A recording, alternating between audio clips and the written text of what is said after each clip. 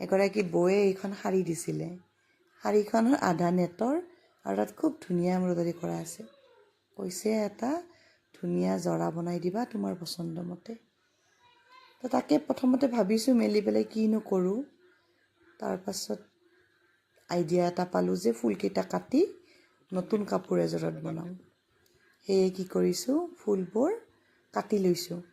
এই ফুলটো এমব্ৰইডাৰী কৰা আছিলে, গতিকে মই কি কৰিছোঁ, ফ্ৰেমত বহুৱাই কাষখিনি এনেকৈ পুৰি দিছোঁ ধূপেৰে। বেছি সময় নালাগে, কাটিলে অলপ বেছি সময় লাগে।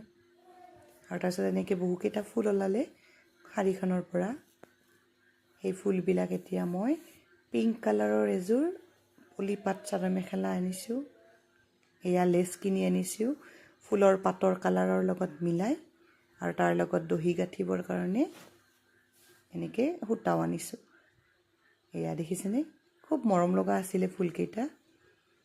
গোলাপী ৰংটোত যে সেউজীয়া ফুল পাতৰ লগতে ফুলবোৰ যে খুব মৰম লাগিছে। এয়া তাৰ পাছত এনেকৈ ফ্ল'ৰত পাৰি লৈ খুব কম সময়তে আঠা লগাই দিব পাৰি। তো ফুলবোৰ এনেকৈ আঠা লগাইছোঁ এফালৰ পৰা।